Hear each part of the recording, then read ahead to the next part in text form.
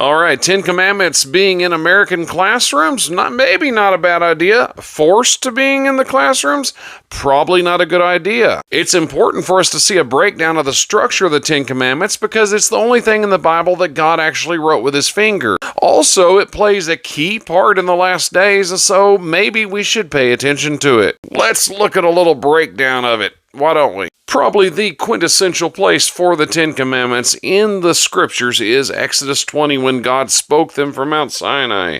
Notice the first one, thou shalt have no other gods before me. You can't have another God before Jehovah. In fact, it does not imply that there's any room for any other gods. You can't worship Krishna or Dagon or Buddha or anything. Just Jehovah. Second commandment, which is only in Protestant teachings, the Catholic Church removed that one. It says here, thou shalt not make unto thee any graven image.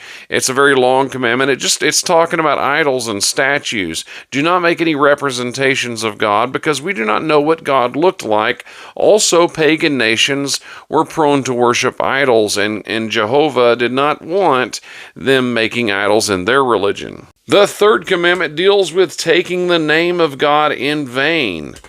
Under that umbrella, you can put blasphemy, that's cursing with God's name, throwing his name around there, actually taking his name and calling yourself a Christian, but acting like a worldling is taken in vain. Basically saying at any time when you're not praying or talking about God is taking it in vain. So not when you stub your toe or you see a really cool Lexus. The other one deals with God's identity as creator because in the fourth commandment, it talks about him creating the earth and on the seventh day, him resting. And it talks about us entering into that rest of the Sabbath. And on that day is when people traditionally worshiped God.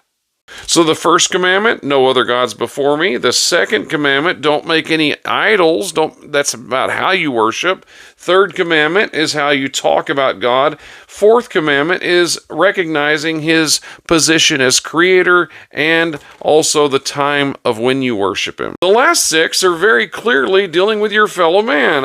Honor your father and mother. Do not kill. Do not commit adultery. Do not steal. Do not lie. And also do not covet. That deals with your fellow human beings, and governments have a right to enforce those commandments. But if they enforce who you worship or how you worship, there immediately follows persecution, which is exactly what we see in Revelation 13. There's miracles, then they're deceiving the people by those miracles, and they're saying to them that dwell on the earth, if you do not bow down to the image and worship, you will be killed. And this deals with the mark of the beast and 666.